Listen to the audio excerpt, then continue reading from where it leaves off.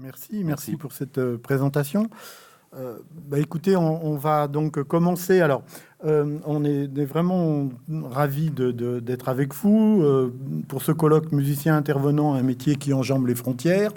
Donc, il nous fallait trouver un titre pour la conférence qui nous a été demandée et on n'a rien trouvé mieux que la puissance créatrice des marges. On citera quelques auteurs et le premier que l'on cite, c'est un maître, nous semble-t-il, absolu, Jean Vilar, mais parce qu'on fait un peu comme on veut, on a transformé un peu son propos, mais sans vraiment, nous semble-t-il, modifier le sens et de la puissance de son message. Lui, il écrivait le théâtre, nous, on écrit la musique. Et ça donnerait cela. La musique n'est pas seulement artistique, elle n'est pas seulement sociale, elle est aussi politique. Voilà, on commence comme ça. Donc, alors, pour rentrer dans le vif du sujet, la question qui se pose, c'est pourrez-vous remercier Alain Dessaigne, que je vois, les autres, je ne les vois pas, de nous avoir sollicité. Bon, ce sera à vous de répondre, bien sûr, plus tard dans l'après-midi, en début de soirée. Merci. Voilà, merci. En ce qui nous concerne, nous vous remercions chaleureusement déjà. Nous remercions l'ACEMI de nous avoir sollicités.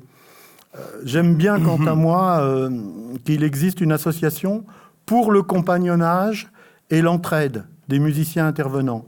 J'y vois là l'inscription des valeurs de l'école de la République, mise en musique pour tous les élèves au sein d'une école encore plus humaine.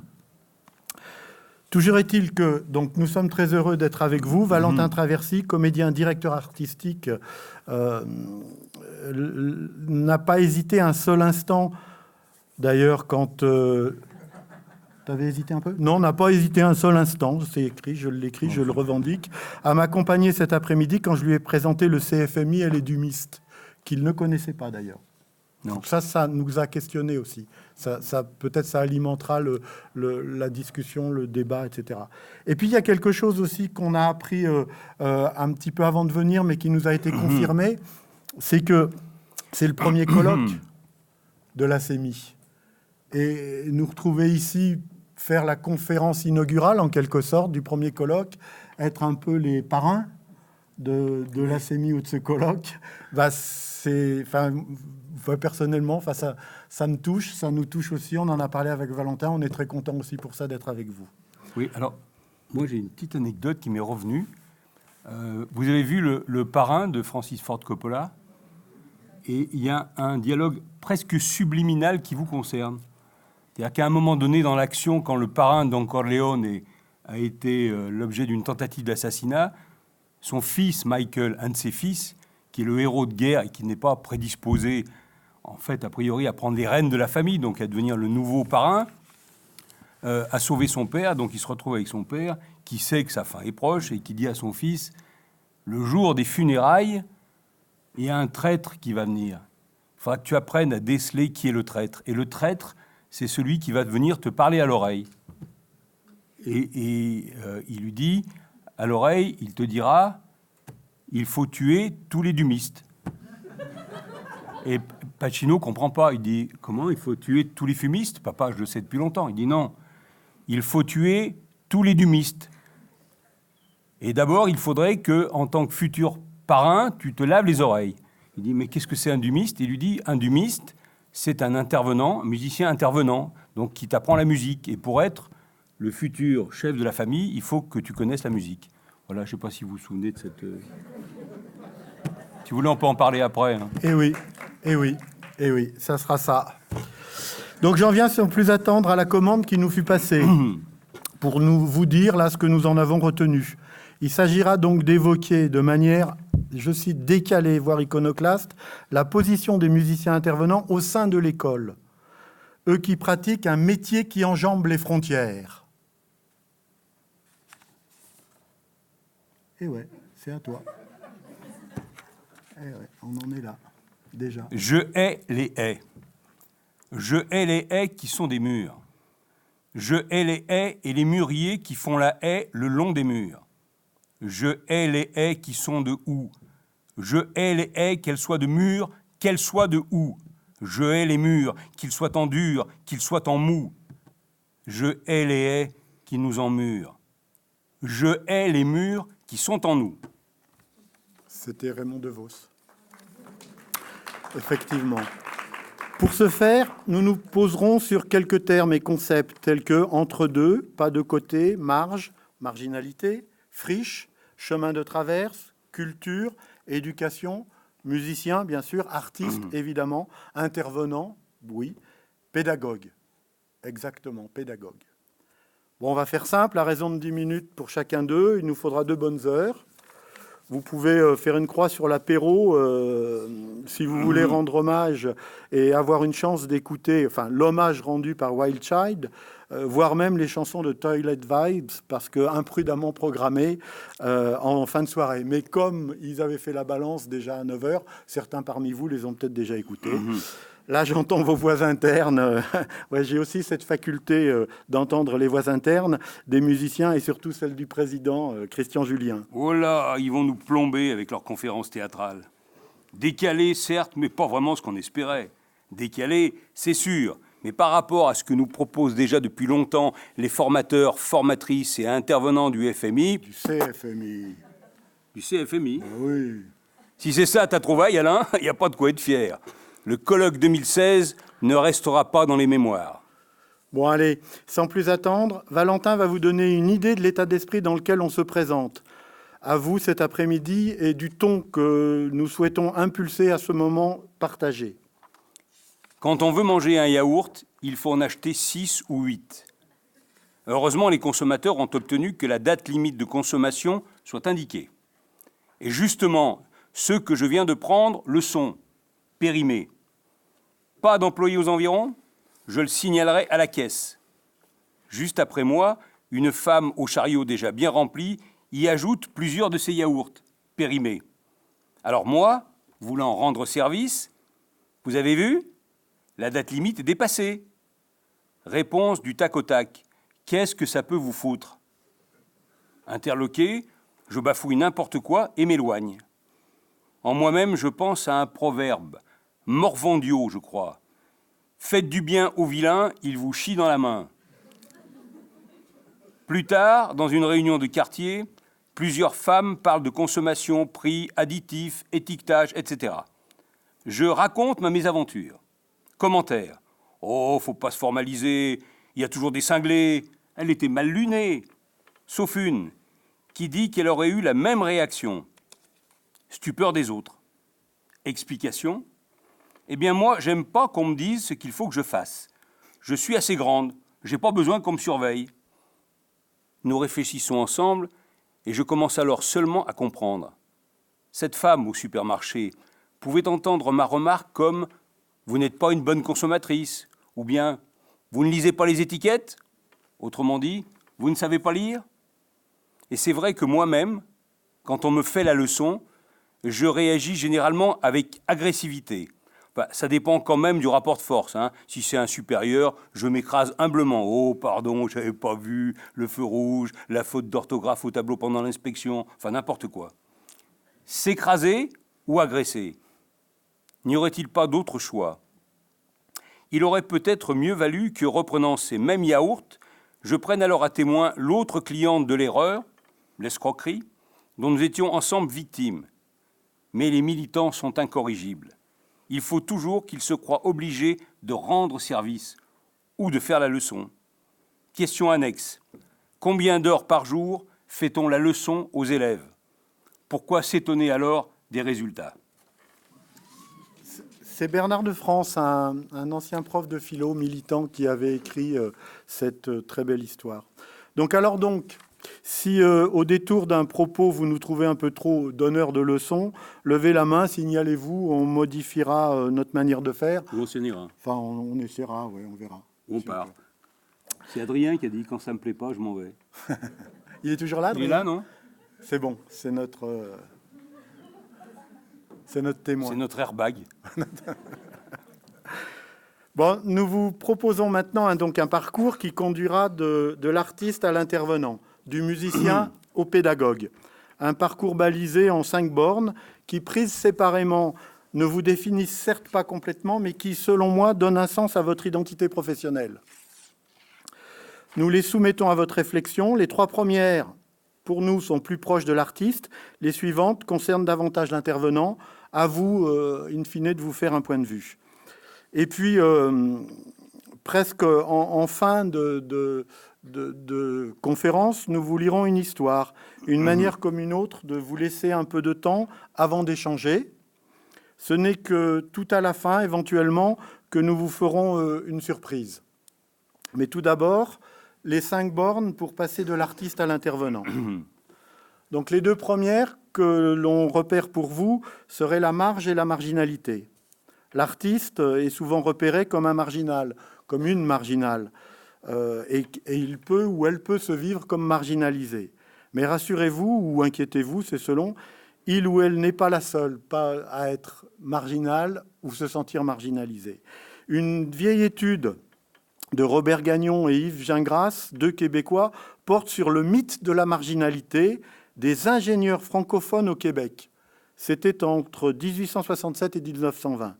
Cette thèse a été avancée par un certain monsieur Guedon. Des ingénieurs francophones formés par l'Académie commerciale de Montréal se seraient moins impliqués dans les grands chantiers de l'époque, c'est-à-dire construction de voies ferrées, de canaux, etc., laissant la place à leurs collègues anglophones sortis de l'université McGill pour se consacrer aux travaux marginaux du secteur public. Gagnon et Gingras montrent qu'il n'en fut évidemment rien, que c'était une représentation, et que Guédon s'est largement fourvoyé. Les marginaux, comme vous le voyez déjà à cette époque-là, ne sont pas toujours là où on les attend. Je poursuis donc. Dans son ouvrage sur la condition d'artiste, Michel Vessillier-Récy aborde le motif premier de cette marginalité de l'artiste, ou de cette supposée marginalité de l'artiste. Il s'agit de son statut, ou plutôt, dit-elle, de son défaut de statut, de son manque de statut. Je ressens mon statut d'artiste comme marginal, car pas reconnu au-delà d'un cercle restreint par rapport aux professions qui bénéficient d'aides sociales, de sécurité de l'emploi, d'avantages style congés payés, droit au chômage, etc. Je me sens nu par rapport à la société qui prend à la légère la création, la musique. Et il est vrai que l'artiste parle en artiste. Il s'agit là de Bernard Rancillac. L'artiste, selon moi, n'est chargé ni de distraire ses contemporains, ni d'en décorer le séjour, mais de remettre en cause sans cesse la société au sein de laquelle il vit. C'est un empêcheur de tourner en rond, et cela dérange la société, bien qu'elle admette en principe la nécessité de ce dérangement. L'artiste n'a pas vraiment de place, à moins d'accepter des places et des postes honorifiques proposés pour mieux le désarmer. D'autres artistes se prêtant au jeu de l'interview répondent volontiers à la question « Comment vous situez-vous » Comme un artiste, c'est-à-dire comme un homme emmerdé par tout le monde. Charles Charras, comédien. Je me situe à ma place, la douleur. Alain Leterrier, peintre, sculpteur, graphiste. Et pourtant, des artistes réputés ont un jour tenu des propos également très puissants. L'art, c'est la plus sublime mission de l'homme, puisque c'est l'exercice de la pensée qui cherche à comprendre le monde et à la faire comprendre. Auguste Rodin. Avant Wagner, l'artiste était un serviteur. Serviteur religieux d'une communauté, serviteur laïque d'un mécène. Il est devenu un témoin à l'indépendance ombrageuse, même s'il doit s'insérer dans une société qu'il accepte, tant bien que mal, comme exception. Pierre Boulez. La chanson, comme l'a été la peinture, est pour moi une manière de vivre en marge de la société. Serge Gainsbourg. Il n'y a de vie que dans les marges. Honoré de Balzac. Mais ne nous y trompons pas, la marginalité n'est pas la pauvreté. Elle ne signifie pas non plus l'exclusion.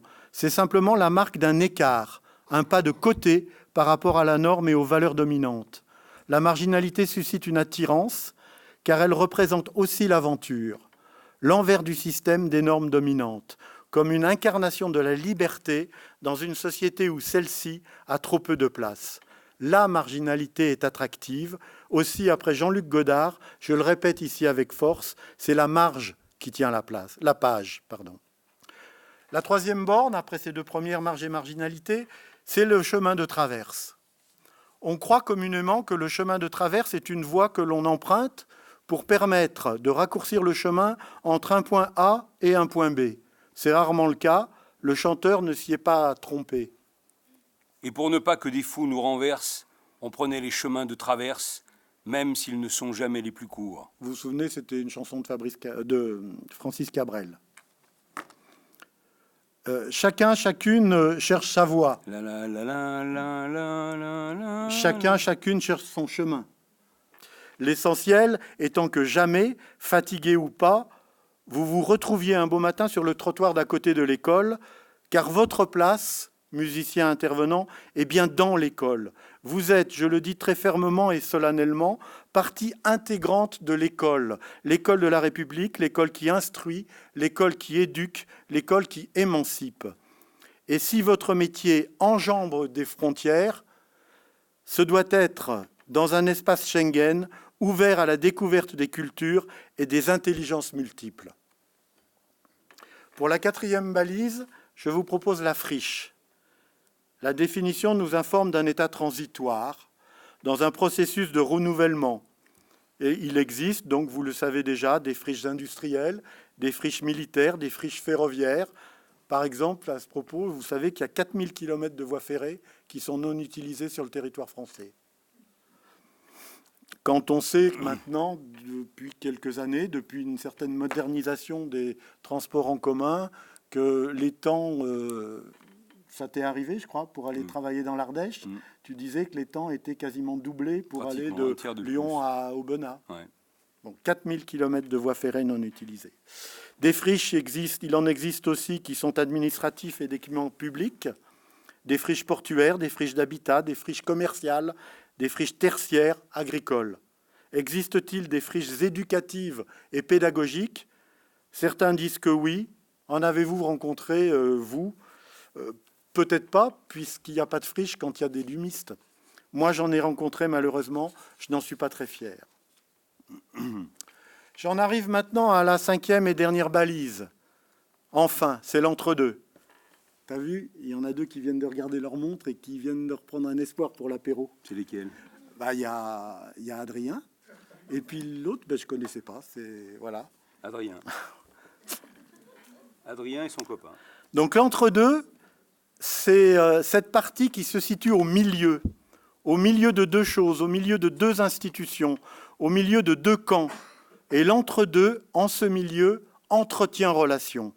On pourrait même dire que l'entre-deux entretient contiguïté. Il est contiguïté avec ces 2 choses, ces 2 institutions et ces 2 camps.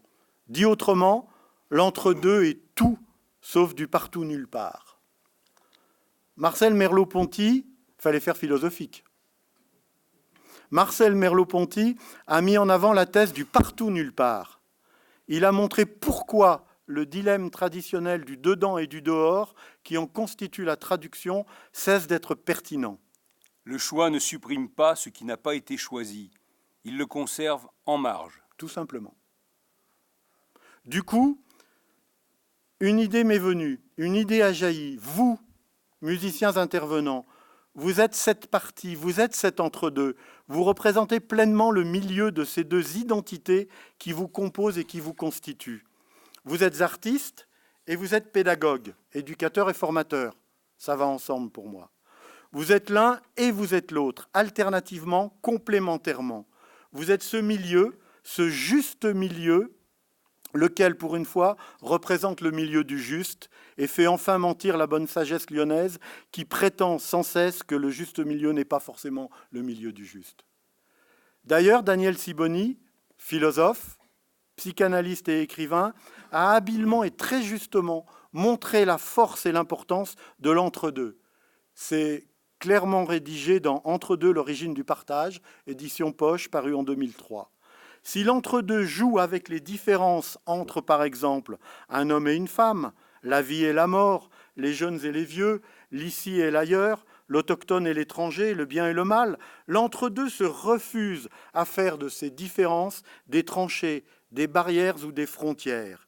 Il veut en faire au contraire des espaces qui permettent de connaître ce qu'il y a ailleurs, de s'intéresser à l'autrement que prévu, au différent. L'entre-deux cherche plutôt à comprendre ce qui rassemble ou pourrait rassembler plutôt que de s'arc-bouter sur ce qui divise. L'entre-deux autorise les rencontres, rend possible la discussion. Je suis différent de toi pour que tu me surprennes et assez semblable pour que nous puissions parler, échanger, apprendre l'un de l'autre. Pour Daniel Sibony, l'entre-deux est une dynamique, l'un ou l'autre, et cet entre-deux qui permet de découvrir sa propre altérité. L'autre ou l'un rejoint l'un ou l'autre tout en conservant une part de ses différences. Et c'est cela qui est intéressant dans cette vision de l'entre-deux proposée par Daniel Sibony. L'identité de chacun est préservée et même enrichie par la connaissance de sa part d'altérité. Sibony d'ailleurs précise ô combien justement que nous ne sommes jamais enfermés dans une identité pleine, mais nous vivons toujours entre plusieurs identités. Vous voilà donc, musicien intervenant dans les écoles, entre deux, protagoniste principal de ce milieu que vous animez et qui vous permet de construire une véritable identité d'intervenant, de pédagogue, capable de prendre appui et de puiser dans les ressources créatives de l'artiste, ses compétences, ses connaissances, ses talents, et les mettre à profit de la réussite d'une séance organisée au sein de l'institution scolaire, et faire ainsi entrer chaque élève dans le monde de l'apprentissage et de la connaissance. Et l'élève peut entrer dans ce monde de l'apprentissage et de la connaissance par une meilleure compréhension du monde, de la musique et des cultures. Vous y parvenez d'autant plus que vous avez parfaitement saisi comment mettre en œuvre un enseignement et une évaluation qui soient véritablement utiles aux apprentissages des élèves. C'est un point que vous envient bien des enseignants qui font l'amer, mais erroné constat, pas tous les enseignants, bien évidemment, l'amer, mais erroné constat que leurs élèves sont démobilisés et donc ne réussissent pas.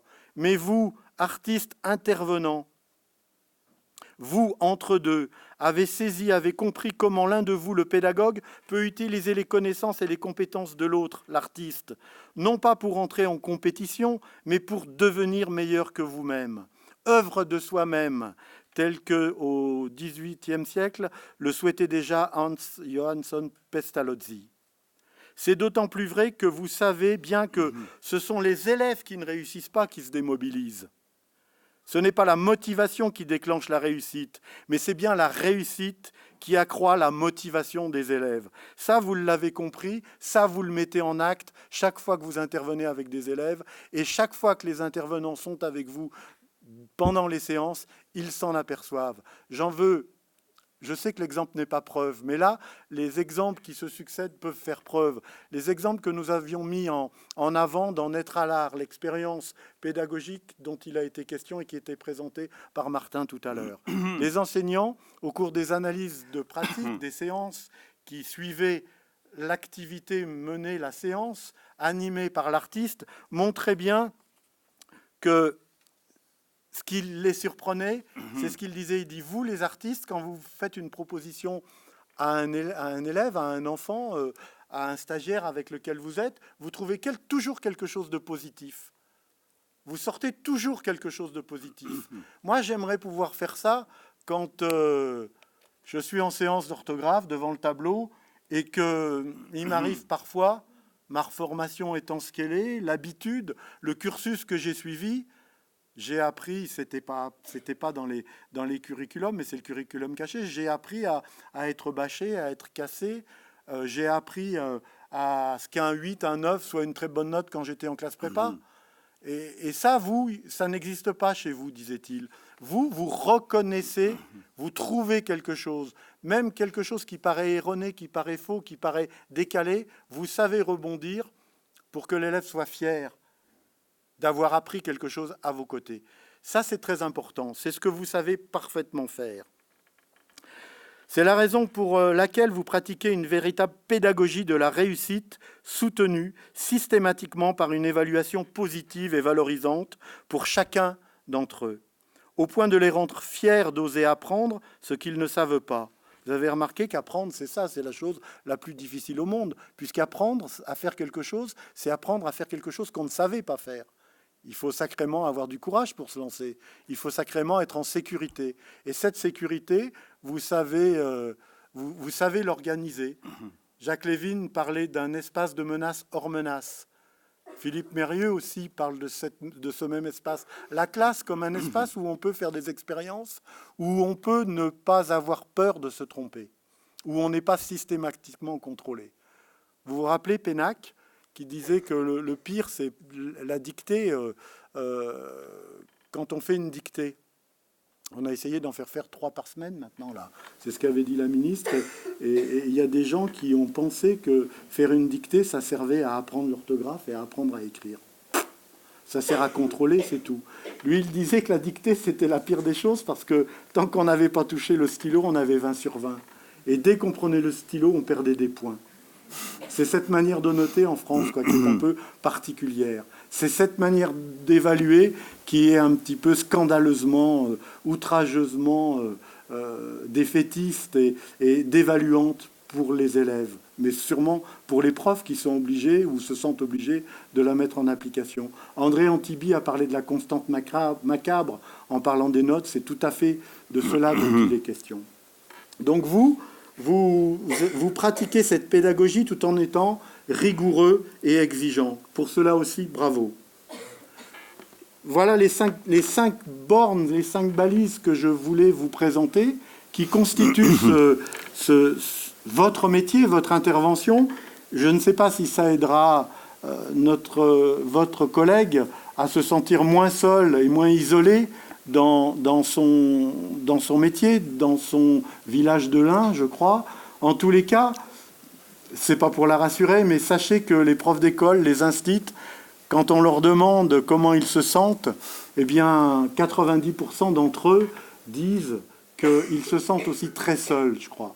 Donc peut-être que la CEMI, puisque vous posiez cette question tout à l'heure, à quoi peut servir la CEMI? Qu'est-ce qu'on peut demander de cette association?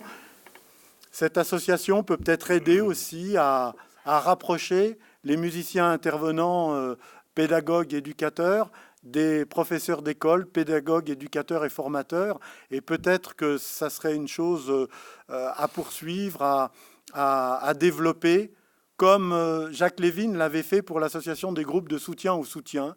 Lui, il a toujours travaillé et œuvré pour rapprocher la pédagogie de la psychanalyse, disant que de ces 2 entités-là, de ces 2 sciences, de ces 2 arts, peut-être il pouvait naître des professionnels heureux de faire leur métier et qui facilitent l'apprentissage de chacun des élèves qui leur sont confiés. Donc, avant de terminer là, s'il est possible de terminer et de vous laisser la parole pour des échanges et poursuivre avec vous, le moment est venu de vous apporter cette histoire. Cette histoire, elle a été écrite à l'occasion du changement de statut d'Alain Dessaigne, il y a quelques mois, quand il se préparait à entrer en jubilation, mais on ne dit pas jubilation, jubilation, comme le disent les Espagnols. L'histoire a un peu évolué, bien sûr, pour notre rendez-vous de cet après-midi. J'espère que tu nous le pardonneras, Alain. Valentin, s'il te plaît. Fred devait remplacer Madame Sol. Il aimait ce type de remplacement, car à la clé, il avait du temps pour connaître ses nouveaux élèves, pour les apprivoiser, et également se laisser apprivoiser par eux. Chaque fois, il opérait de la même manière. Une lecture attentive de l'emploi du temps, accompagnée d'un repérage des lieux, scolaires et périscolaires, ainsi que des équipements mis à disposition par la municipalité. Dans l'école Christian-Julien, flambant neuve et à énergie positive, qui devait l'accueillir quasiment jusqu'à la fin de l'année, Fred espérait secrètement que Madame Sol mettrait un bémol à son retour à l'issue de son congé, faisant ainsi le lien avec quelques semaines de repos nécessaires à une fin de grossesse sereine. Les 60 kilomètres quotidiens sur les routes encombrées l'avaient contrainte à consulter quelques semaines avant la date réglementaire.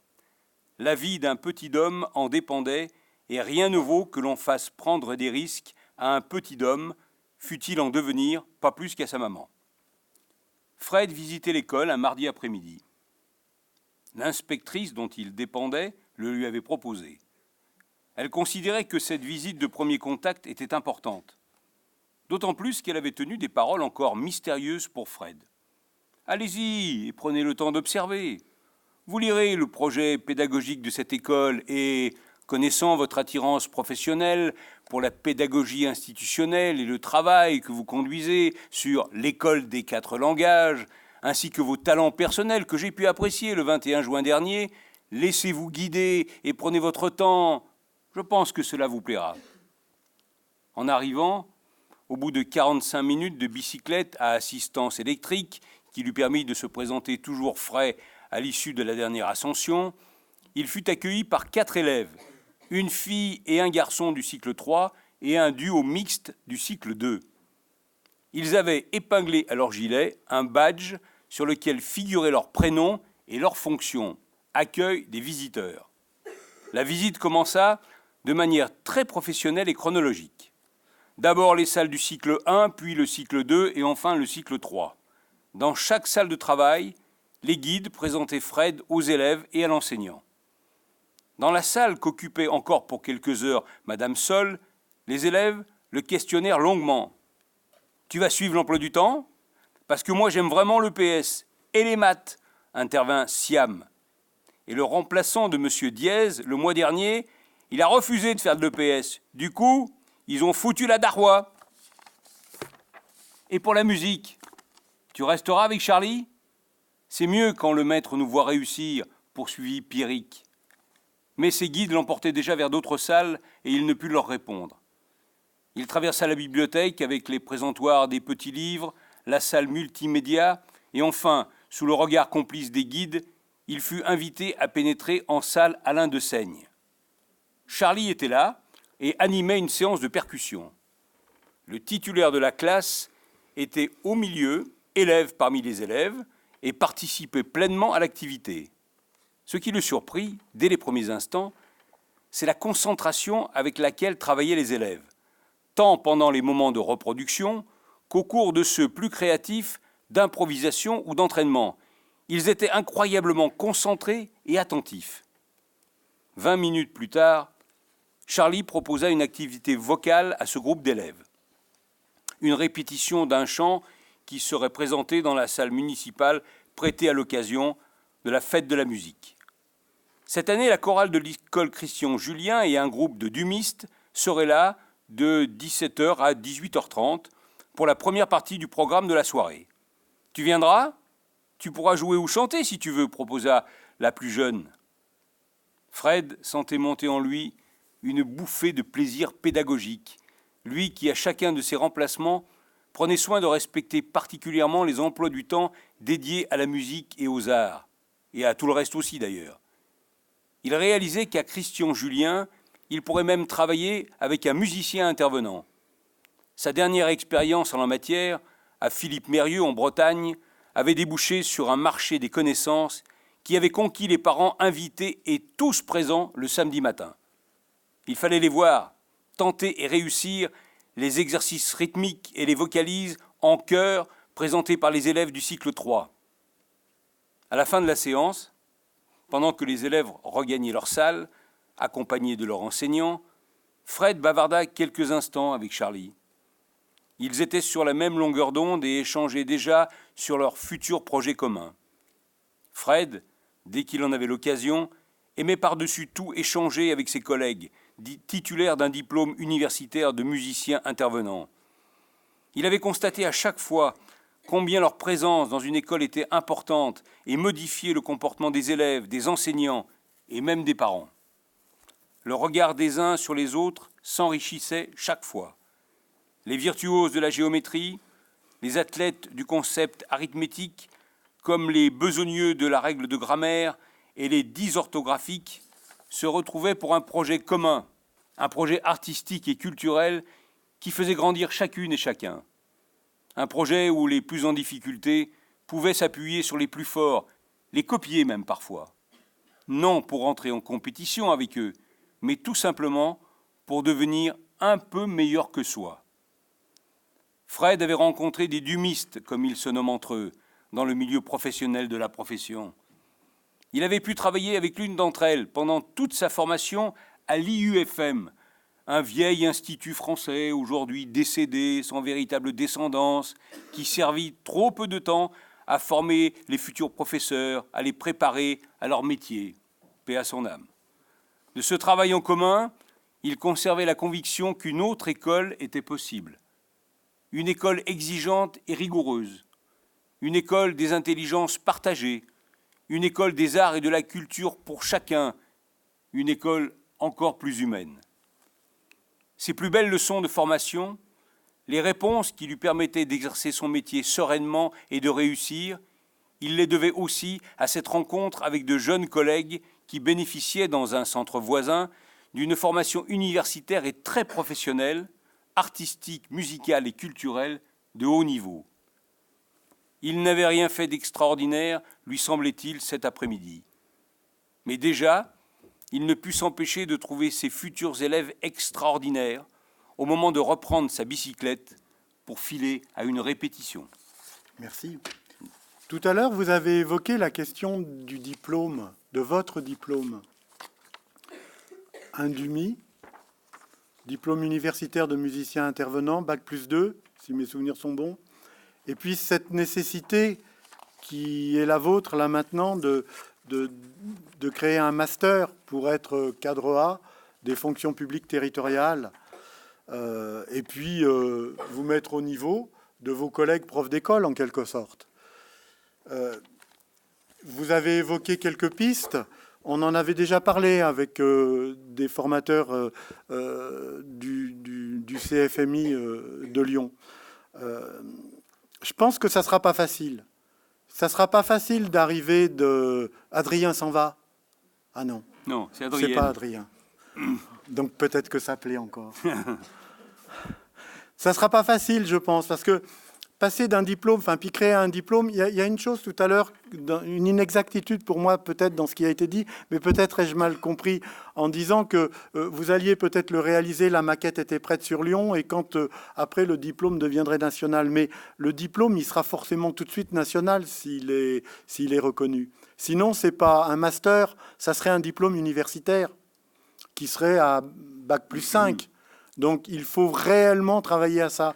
Et pour passer de Bac+2 qui n'existe plus, ça existait avant du temps où les licences étaient en 2 années. Les licences, elles sont en 3 années maintenant. Donc, il faut une licence ou licence pro, et puis ensuite un master pour aller jusqu'à Bac+5.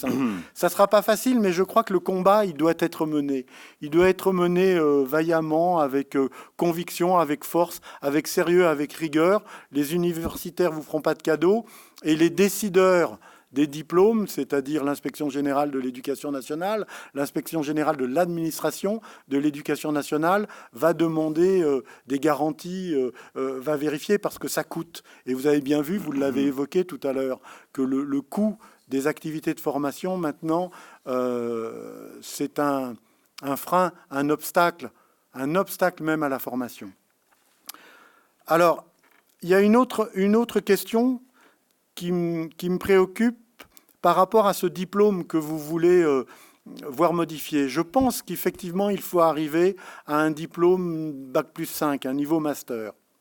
Est-ce qu'il faut continuer à demander un master de musicien intervenant, ou est-ce qu'il faut être plus ambitieux si on veut défendre cette école plus humaine, nous qui sommes convaincus que dans un monde aux ressources matérielles finies, abouties, laminées, qui n'existent plus, la seule richesse, la seule ressource qui se régénère, qui accroît, qui augmente encore et qui est sans fin, qui est sans limite, c'est l'intelligence des hommes.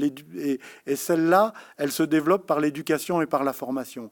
Donc si nous pensons que c'est dans cette école humaine-là que vous souhaitez continuer à travailler, je crois qu'il faut vraiment se battre pour ce master. Est-ce que ça doit être un master de musicien intervenant? Je ne sais pas. Est-ce que ça pourrait être, l'envisageriez-vous, un master d'artiste intervenant? Naître à l'art, l'expérience que nous avions conduite, c'était 3 artistes, une comédienne, une musicienne intervenant qui est là, je l'ai vu tout à l'heure, coucou Sylvie, et un photographe. Nous avions travaillé d'une manière tout à fait intéressante.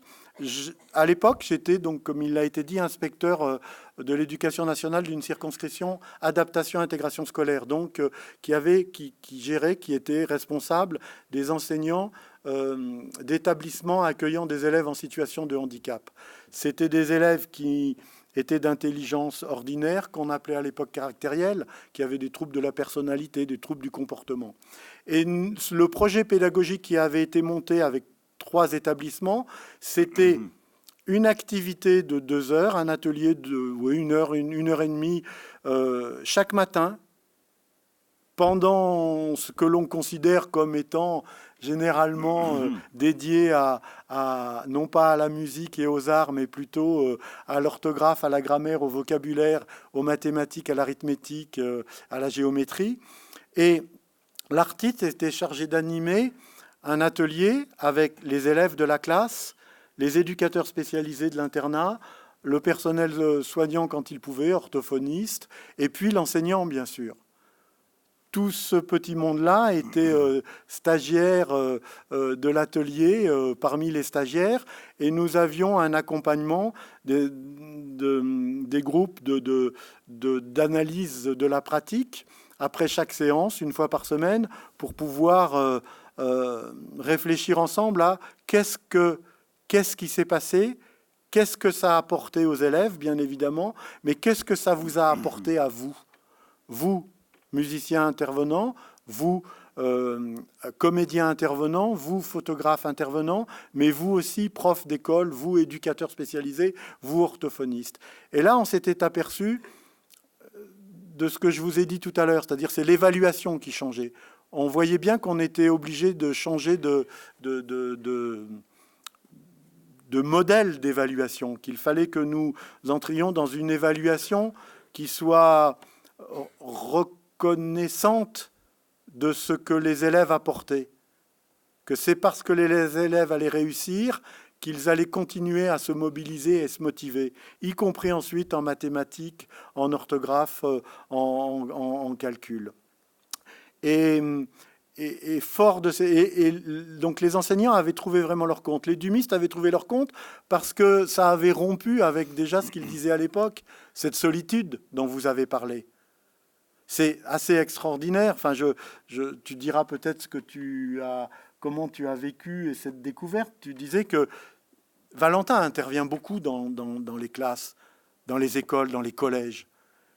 Et dans les écoles et les collèges dans lesquels il est allé, dans les écoles, je pense en particulier, dans les départements multiples dans lesquels il est allé se poser là comme défenseur et promoteur de l'éducation populaire, il y avait bien forcément des intervenants.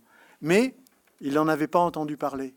Donc il y a un vrai travail. Quand vous parliez du travail de communication, il y a un lobbying, il y a un travail important à faire. Alors je sais bien que c'est contraignant pour vous.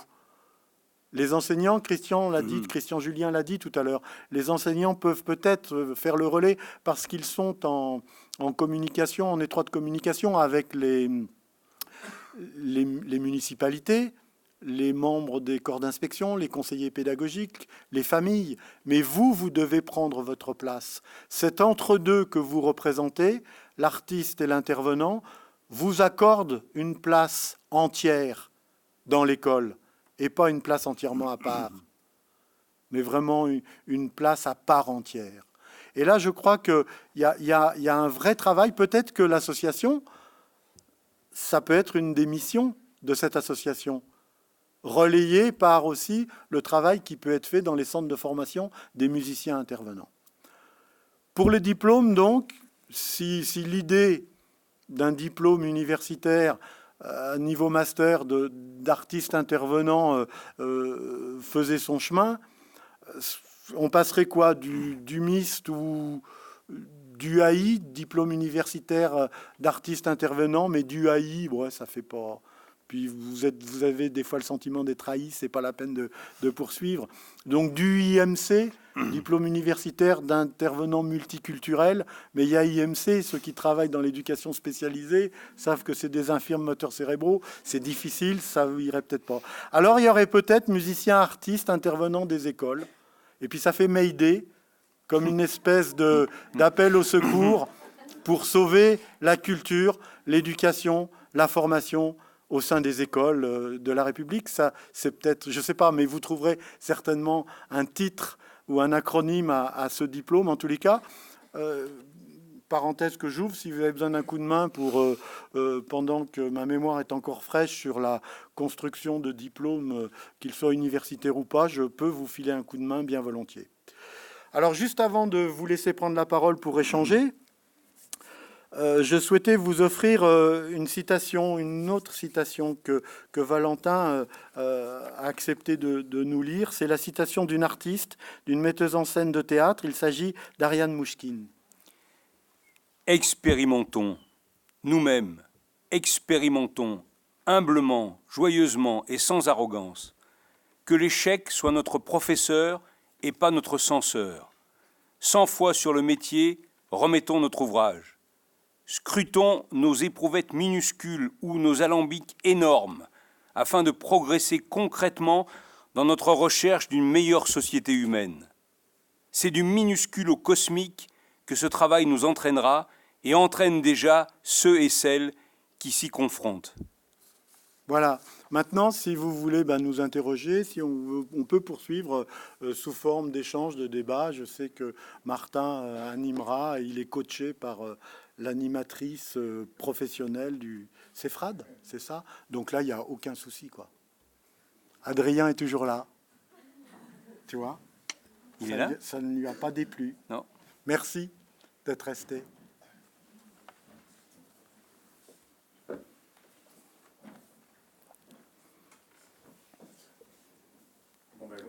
On remercie nos parrains, alors. Ah, je sais pas, ça c'est pas nous qui décidons. Vous savez, ça c'est la différence. J'avais travaillé entre la résilience et sur la pédagogie. Et ce concept de résilience évoqué et travaillé par Boris Cyrulnik, il y avait une grande différence, même s'il y a beaucoup de rapprochements, c'est que un résilient, ou comme le parrain d'une association ou d'une première conférence, s'il se désigne résilient ou parrain, c'est qu'il est complètement taré et qu'il n'a rien compris.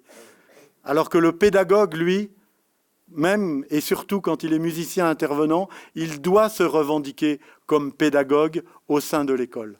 Voilà. Donc non, on ne s'autoprogramme pas. Merci, mais on peut vous nommer parrain. Là, du coup, ça marche. Merci. Donc, alors,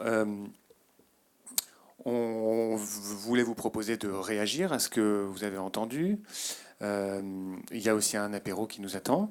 À quelle heure est-il ? Mais il peut attendre. Hein. Mais il peut attendre. Ah, il est pas prêt en plus. Donc ça, c'est piégé, là. Donc, il faut qu'on discute. Voilà. Mais la discussion peut continuer autour de l'apéro après, bien sûr.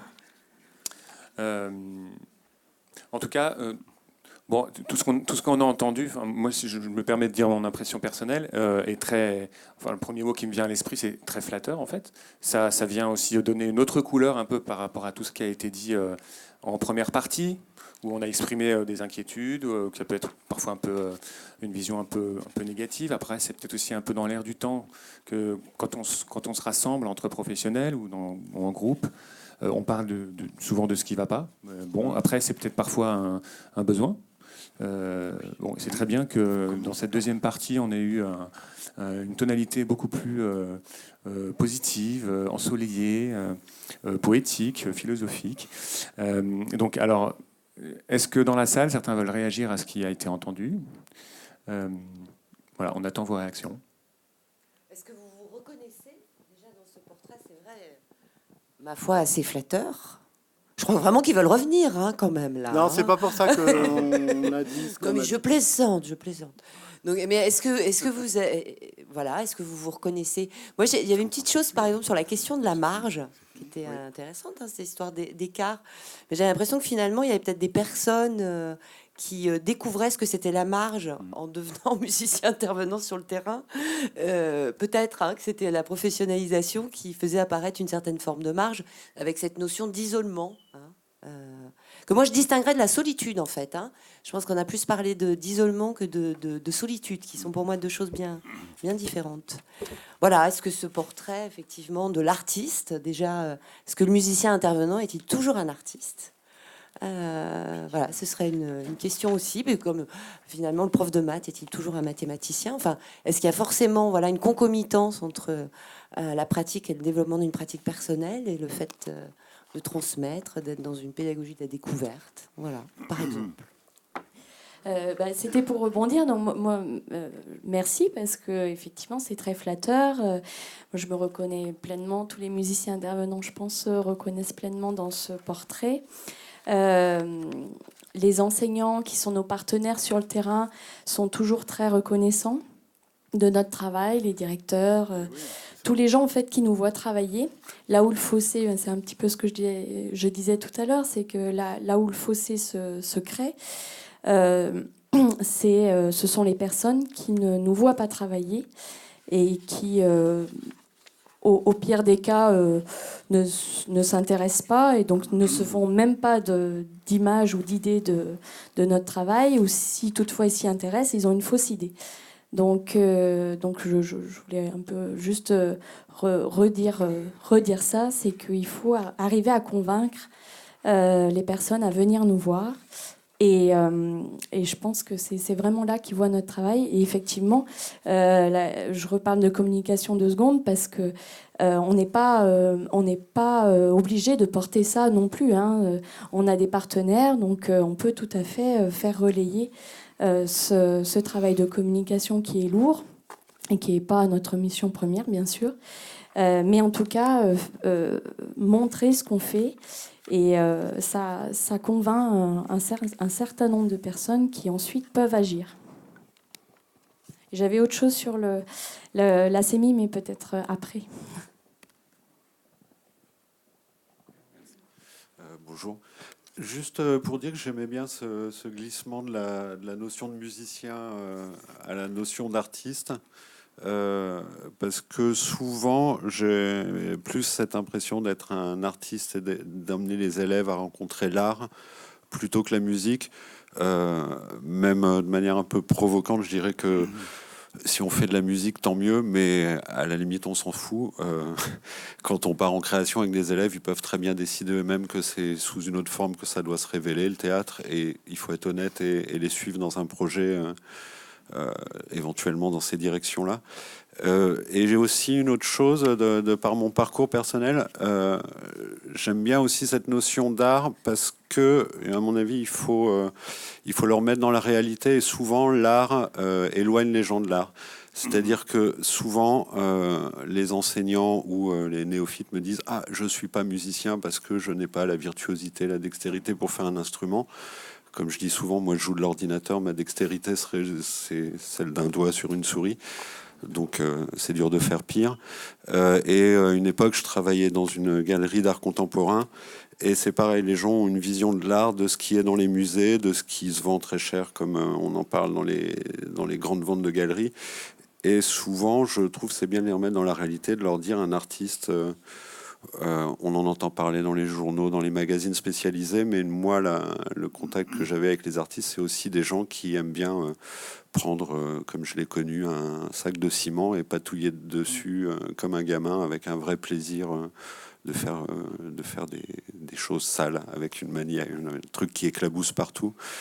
Et quand on remet les néophytes dans cette réalité de l'art, on leur dit que, en fait, n'est pas artiste celui qui est vendu et reconnu comme tel, et artiste celui qui décide de faire. Et comme je dis souvent aux élèves, c'est quoi faire de l'art ? Enfin, eux me demandent, et je leur dis, bah, c'est essayer de faire quelque chose. Voilà. Je ne sais pas si j'étais très clair. Sur ce que vous disiez là, sur cette communication, enfin, je pense que si c'est pas votre mission première de communiquer forcément avec l'ensemble des partenaires, des employeurs, des gens que vous rencontrez, en tous les cas, il y en a certains que vous ne devez pas oublier. Et ces certains-là, c'est les parents d'élèves, les parents de vos élèves. Donc je sais, il y a quelqu'un tout à l'heure qui a dit elle travaillait dans un réseau d'aide aux élèves en difficulté. Certains réseaux d'aide ont publié un format A4 plié en 3 qui présente le travail de chacun des membres du réseau. Ça a été dans les écoles où ça a été fait très bien reçu chaque fois par les parents et c'est pas très très très cher. Quand j'étais intervenu au CFMI, mon intervention, c'était justement sur ces relations famille-école. Et je vantais les mérites des petits livres. Vous savez, une feuille de papier A4 avec du texte.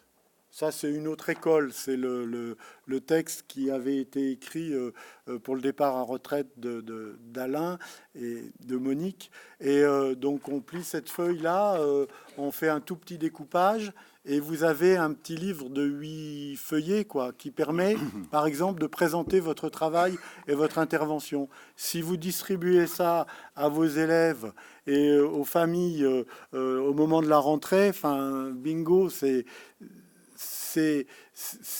les parents vont être sacrément interpellés et fiers de voir l'intérêt que vous leur accordez en vous présentant à eux. Et je crois qu'il y a des choses comme ça que vous pouvez faire. Et si les parents sont conquis, savent ce que vous faites, ben ça va aller très vite parce que les parents, comme vous, sont des adultes et c'est eux qui votent après. Et c'est eux qui élisent les élus sur des projets politiques. Et la musique, l'art et politique, écrivait Jean Vilar, votre communication, votre intervention, vos propos sont éminemment politiques aussi. Et ça, c'est important. Donc, ne pas lâcher cette communication-là. S'il n'y en avait qu'une à faire, à mon avis, c'est celle-là, quoi. Et puis, bien évidemment aussi, peut-être, celle que vous pouvez apporter au moment des conseils d'école. Là aussi, c'est important, parce que vous touchez quelques personnes. Sur des marchés de connaissances, enfin, dans une autre école, quand on parle, enfin, la dernière histoire qu'a lu Valentin, il y a à l'école, elle existe, l'école Philippe Mérieux. Celle Christian Julien et celle Alain de Seigne, pas encore, mais celle Philippe Mérieux, elle existe, elle est à Plougoumelen. C'est dans le 56, je crois. Dans le département, donc 56. Et il y a, enfin, ce marché des connaissances là qui fait venir les parents, qui fait venir des adultes, et les enfants préparent des stands, comme il va y en avoir un pour présenter la SCOP. Bon, je vous assure que ça marche bien, quoi. C'est des vraies réussites. Et là, il y a, alors certes, ça demande une implication, ça prend du temps. Mais ça prend du temps et ce temps-là, il vaut peut-être le coup d'être pris. C'est pas du temps perdu, c'est vraiment du temps pris pour comme un investissement, quoi. Je me permets de... En fait, ça suit un petit peu ce que je voulais dire, ce que tu disais. Je suis assez touchée par ce que vous dites sur le fond du métier de musicien intervenant. Je ne sais pas si j'ai bien exprimé, mais à l'endroit de... Quand vous parliez tout à l'heure de réussir un petit peu à soutenir les enfants dans le positif à chaque fois... Oui. Alors, il y a plein d'instituts qui le font aussi, mais effectivement, on a une place... Oui, mais c'est beaucoup plus difficile pour eux. Ils ne parviennent pas. Parce que c'est cette notation, cette évaluation en France qui pourrit toute leur action, là. Alors que vous, les artistes, en sont dégagés de tout ça. Et du coup, moi, j'ai fait ce métier-là quelques années, puis je ne le fais plus. Et avec recul, et on en parlait avec Monique cette semaine même, de se dire qu'est-ce qui reste de ça. Et je crois que peut-être c'est une belle définition, entre autres, du métier, mais avec recul, je me dis que peut-être que ce qui reste pour moi de la formation du CFMI et de ce parcours-là en tant qu'artiste par la suite, aujourd'hui j'ai un parcours qui est pas dans la transmission, enfin pas que. Et c'est peut-être ça, c'est-à-dire d'arriver à dégager à chaque fois chez quelqu'un l'endroit de sa force. Et parce que je pense que comment dire, un chemin artistique, ce n'est que ça. C'est de dégager, enfin, en soi, le chemin de sa force, de trouver son endroit de différence avec les autres. Enfin, vous en parliez aussi tout à l'heure. Et du coup, je me dis, c'est effectivement la définition qui peut rester de ce métier, c'est que ce soit par la musique ou autre chose, effectivement, je pense que c'est un prétexte, la musique ou autre chose, ça peut être une autre forme d'expression, mais que chaque enfant, dans sa diversité, trouve un endroit de force. Et en fait, c'est le propre d'un chemin artistique, en fait, de trouver ça. Voilà. C'est juste que ça redéfinit et c'était bien de l'entendre. Ça fait... Merci. Je suis contente de vous entendre dire en fait que finalement la musique c'est peut-être pas le plus important dans l'histoire. Et moi j'ai toujours senti ça. J'avais dit une fois en tout début de carrière en rigolant, j'avais dit si j'avais été douée en macramé, ma foi j'aurais été intervenante en macramé. Et il se trouve que c'était la musique et voilà, et je suis musicienne intervenante. Et mais c'est vrai que foncièrement pour moi je le sens profondément. C'est pas le plus important. Ce qui est important c'est d'emmener les enfants sur un chemin et ça se fait par la musique. Mais voilà, donc je suis vraiment contente aujourd'hui d'entendre des personnes qui me rejoignent là-dessus. Bonjour, moi c'est Cécile.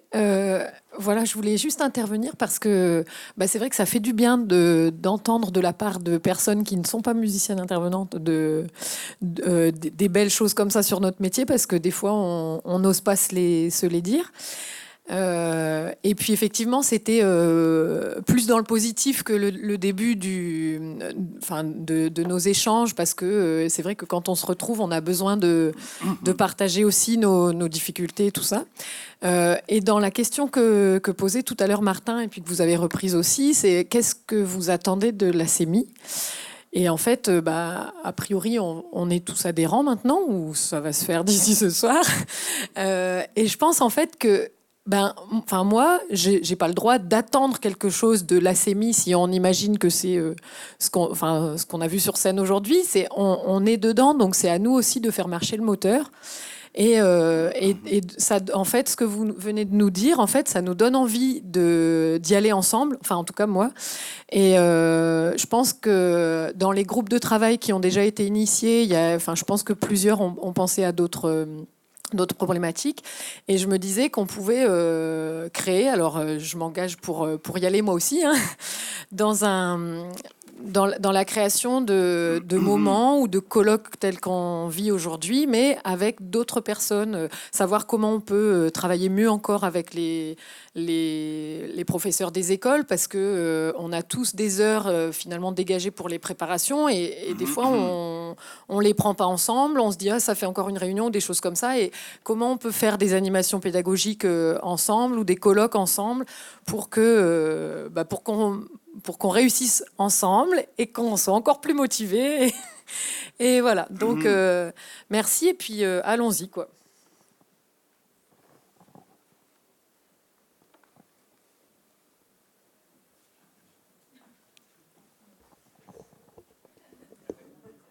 Marche pas ? Si. C'est sur la reconnaissance. Peut-être juste témoigner quand même d'une chose, de position de retraité et d'encore président du Conseil des CFMI. Vous savez, quand on a interpellé beaucoup les politiques sur l'avenir des CFMI et l'avenir de cette profession dans ce qu'était la politique de développement et de généralisation de l'éducation artistique et culturelle, il y a un boulot quand même formidable qui a été fait, puisque on nous a dit vous êtes une force de lobbying absolument extraordinaire. Il y a eu 130 questions écrites posées au gouvernement sur ce sujet de la musique à l'école et des musiciens intervenants, et que du coup les musiciens intervenants, puis alors je crois qu'on pourrait tous, les responsables de CFMI se trouvant dans des cénacles, des réunions professionnelles X ou Y, le mot d'humiste apparaît à tous les moments, et ce ne sont plus les responsables que nous sommes qui en parlons.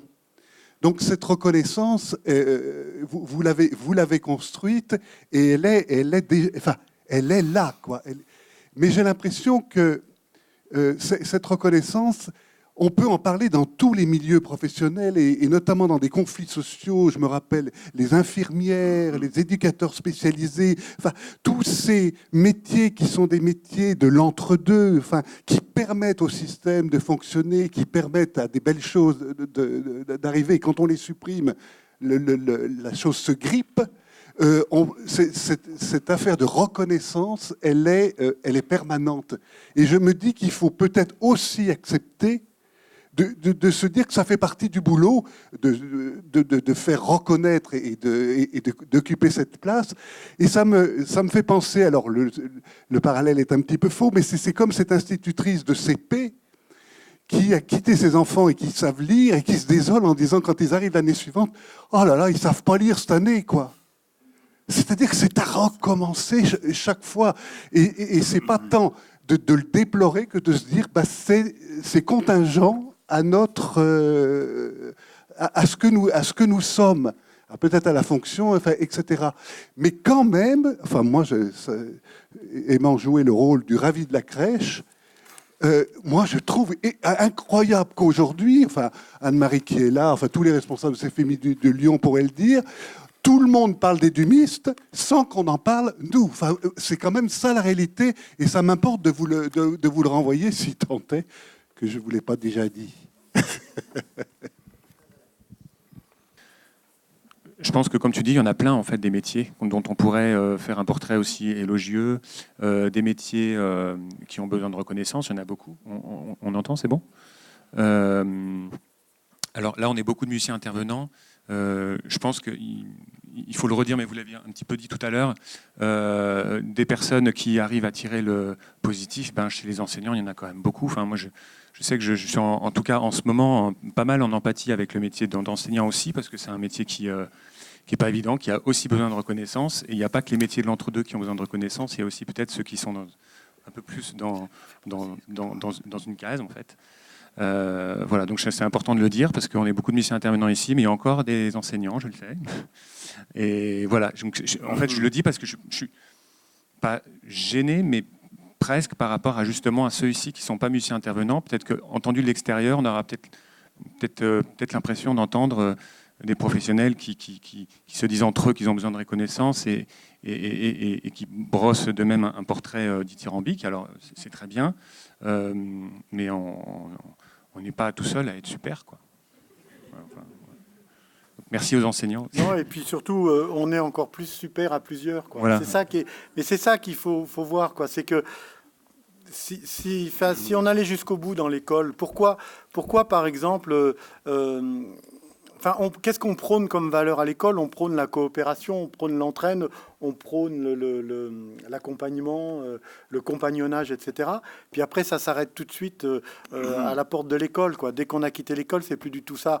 Mais c'est même pas vrai dans l'école, parce que si c'était le cas, le fait que je vais copier sur toi, j'ai besoin de toi, c'est pas pour entrer en compétition avec toi, Valentin, c'est pour être meilleur que moi-même. C'est Albert Jacquard qui disait ça, il le disait tellement bien. Donc si on était vraiment sûr que cette valeur de coopération, elle était mise en œuvre et avec une velléité forte dans l'école, on aurait le droit de copier, on aurait le droit de pomper, on aurait le droit de tricher aux examens, puisque c'est pas pour réussir l'examen qu'il faut le réussir, c'est simplement pour être meilleur que soi-même et mieux s'insérer.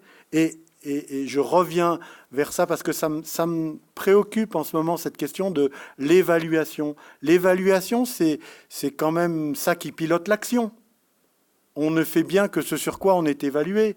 Et quand la ministre a dit qu'il fallait mettre en œuvre des évaluations bienveillantes, les grands pontes de la décimologie, de la didactique, des disciplines dites neuves, des voies de formation, d'enseignement général et d'excellence, ont tous traduit évaluation bienveillante par évaluation laxiste. Donc j'ai dit que j'allais travailler, je vais faire une recherche étymologique pour voir si bienveillant, ça a un sens caché, souterrain, ancien, avec laxiste, ce que je ne crois pas. L'hypothèse que je fais, c'est que ça n'a aucun lien. Mais pourquoi les gens ont confondu sciemment bienveillant avec laxiste, pas rigoureux? Pourquoi, quand on discute avec Valentin de ses interventions dans les collèges, etc., il dit par rapport à ce que font les musiciens, par rapport... quand je fais une proposition à un jeune, je trouve toujours quelque chose de positif pour lui dire que ce qu'il a fait, c'est bien, pour qu'il soit fier de ce qu'il a fait et qu'il continue à apprendre ce qui était difficile pour lui et qu'il ne pensait même pas réussir en tout début. les comédiens le font pareil aussi. Pourquoi est-ce qu'on n'arrive pas? Pourquoi en orthographe? Pourquoi est-ce qu'en géométrie, en histoire, en géographie, on n'y arrive pas?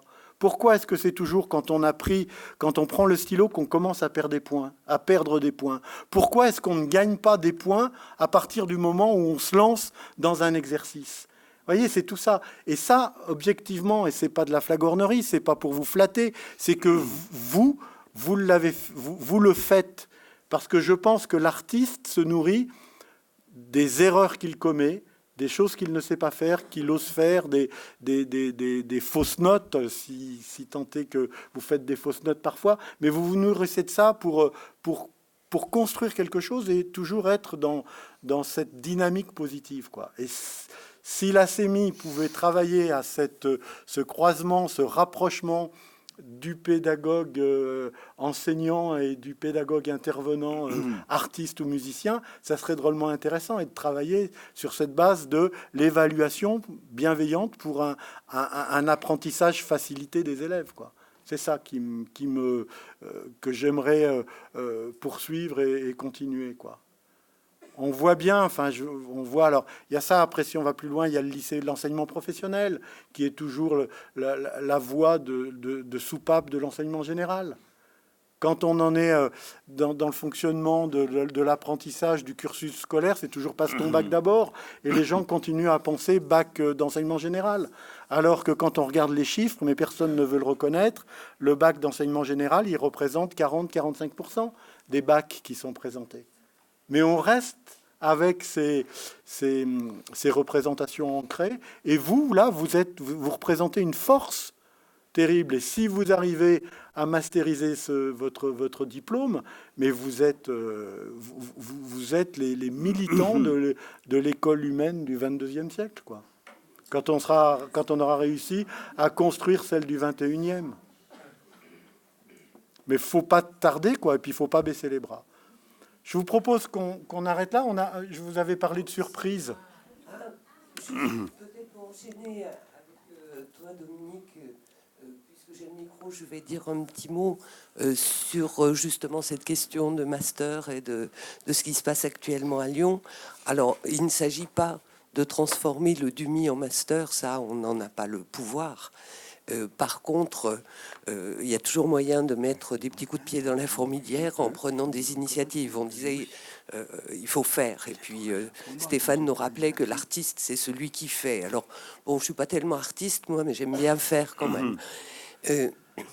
Ce qu'on a pensé et qu'on a fait, puisque ça démarre en septembre, c'est de, parallèlement au DUMI, créer un parcours de master qui pourra être fait par des gens qui n'ont absolument pas envie d'être dumistes et qui veulent faire ce master, mais qui pourra aussi se faire en même temps qu'on préparera le DUMI, de façon à ressortir avec 2 diplômes au lieu d'1.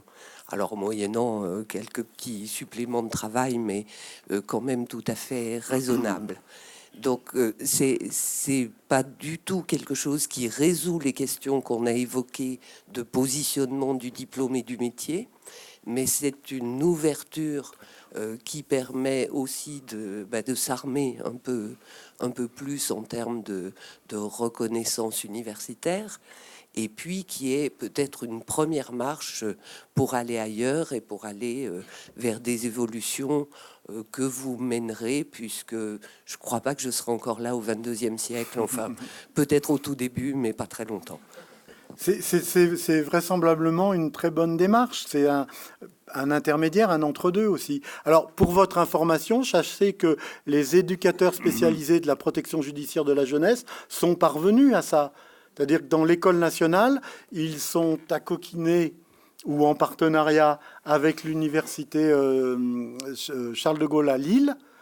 Et les éducateurs spécialisés, ils rédigent soit leur master d'EduxP, soit, s'ils le souhaitent, un mémoire de master, donc suivi par un directeur qui a toutes les capacités et les compétences. Ça demande une autre dynamique, etc. Mais c'est tout à fait possible et c'est intéressant. Donc les gens qui veulent avoir leur diplôme d'éduc au niveau et diplôme d'éduc, ils l'ont, et ceux qui veulent un diplôme reconnu au titre de Bac+5, ils peuvent le faire. Donc cette expérience a déjà existé. Donc c'est peut-être quelque chose ce à quoi il faut penser.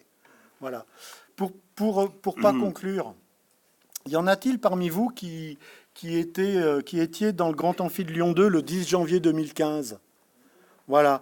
Donc pour celles et ceux qui n'ont pas eu cette chance, des dumistes, ponctuer les interventions des scientifiques et grands témoins, c'était pour relater la carrière d'un très grand pédagogue. Ils ont, pour un moment magnifique, offert un hommage tendre à un homme merveilleux.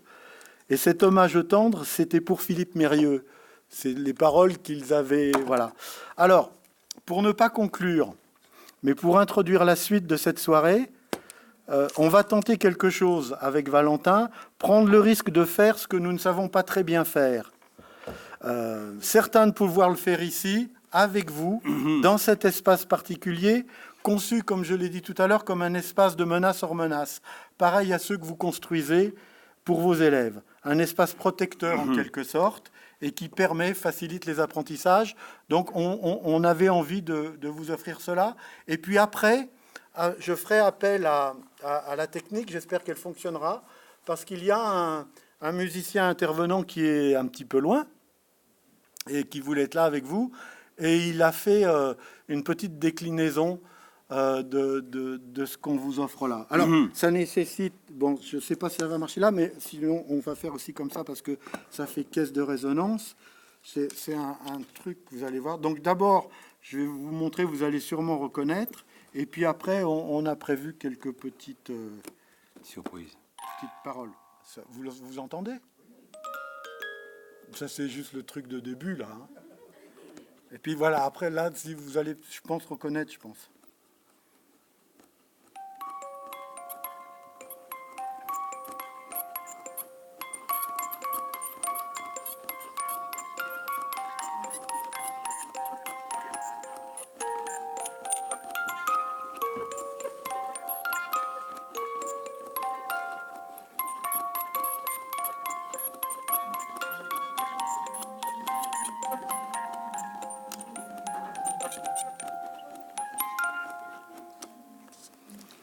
Pour une école humaine, musiciens et musiciennes, tous des élèves artistes, avec vous les dumistes.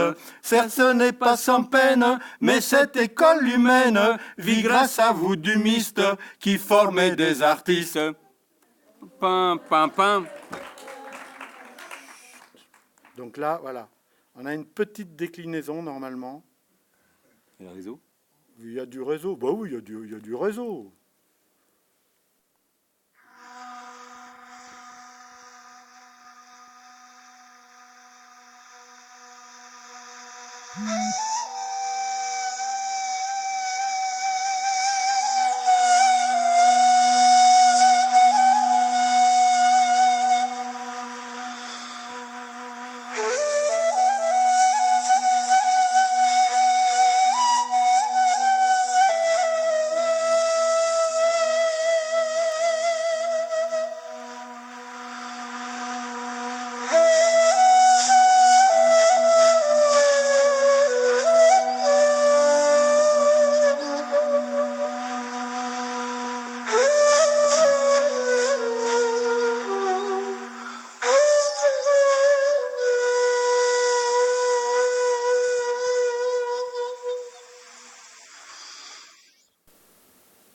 Voilà, c'est Charlie Rabuel qui était depuis Istanbul.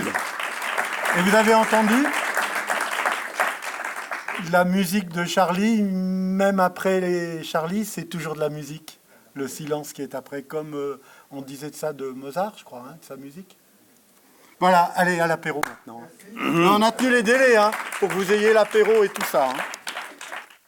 Merci à tous pour votre présence. J'ai fait pas mal de remerciements au tout début, donc je vais faire court maintenant, mais je voudrais quand même remercier toutes les petites mains de la CEMI qui ont aidé à préparer les dossiers, préparer l'apéro, etc. Merci à Valentin Traversy et Dominique Sénor pour leur intervention. Et puis, en fait, tout commence maintenant, là, parce que c'est l'apéro, et puis de la musique jusqu'à tard ce soir. Donc, restez et profitez. Merci beaucoup.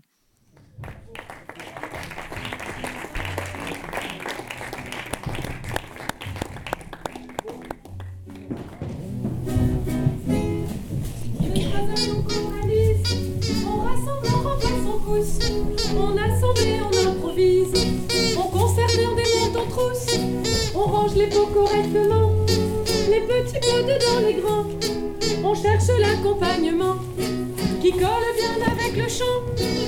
On sandwich à la pause méridienne, pleine de miettes, à pleine bouche entre deux réunions, et même des fois trois. C'est alors l'heure des projets, des livres, des comptes et des petits papiers. On décompte les musiqués. Dans la semaine, 513 enfants et demi, 10 petits poussins, un zoom, 20 partoches et demi, un smartphone et des M&M's, trop bon, 3 tablettes de chocolat, au moins, une guitare et un kazoo. Fou! On décloisonne, on choralise, on rassemble, on remplace, on pousse, on assemble et on improvise, on concerte, on démonte, on trousse, on range les pots correctement, les petits pots dedans les grands, on cherche l'accompagnement qui colle bien avec le chant.